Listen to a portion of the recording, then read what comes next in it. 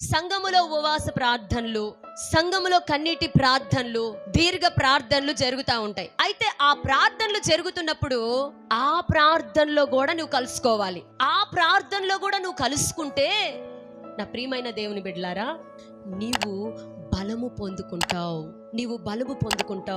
Only విశ్రాంతి దినమే, only ఆదివారమే ఆరాధన జరుగుతుందా సంఘంలో?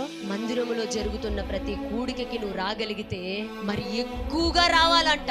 ఆ దినము సమీపించిన కొలది మరి ఎక్కువగా కూడుకోవాలి. స్పెషల్ మీటింగ్లు పెడితే కూడుకోవాలి, లేదా ఉపవాస ప్రార్థన పెడితే కూడుకోవాలి. ఈరోజు చాలా మంది ఆ రోజే పోదాం, ఆ గంట కూర్చోడానికి కూడా టైం చూసుకుంటా ఉంటారు. ఒక గంట లేట్ అయింది అనుకో, లేటు.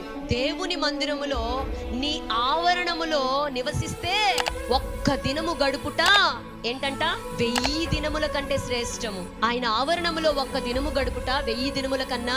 ఈ ఒక్క రోజుకి ఎంత ఇబ్బంది పడతా ఉంటారంటే కొంతమంది టైం చూసుకుంటా ఉంటారు. మరి రోజంతా గడపమంటే గడుపుతారా? ఎన్ని గంటలు కూర్చుంటారు ఇక్కడ? వారానికి ఒక్క రోజు వస్తున్నారు, 3 గంటలు కూర్చుంటారా? 11 నుంచి 12, 1 గంట, 12 నుంచి 1 వరకు, 1 అవుతానే ఇంకా టైం 2 గంటలు, కనీసం 3 గంటలు. సరే 10:30 స్టార్ట్ చేస్తే ఎన్ని గంటలు కూర్చున్నారు?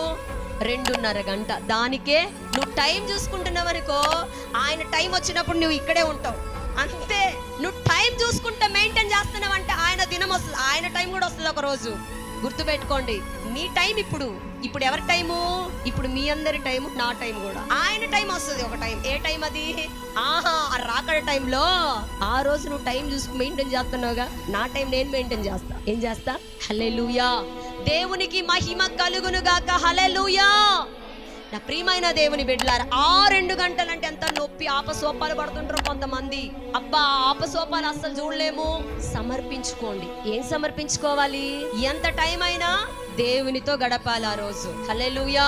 నా ప్రియమైన దేవుని బిడ్డలారా, ఆ దినము సమీపించిన కొలది మరి ఎక్కువగా కలుసుకోవాలి, ఎక్కువగా కూడుకోవాలి. అంటే ఎక్కువగా ఏం జరగాలి? ఎక్కువగా ప్రార్థనలు జరగాలి, ఎక్కువగా ఆరాధన జరగాలి. అలా మనము ఎక్కువగా చేస్తున్నప్పుడు మన ఆత్మ ఏమైతుంది?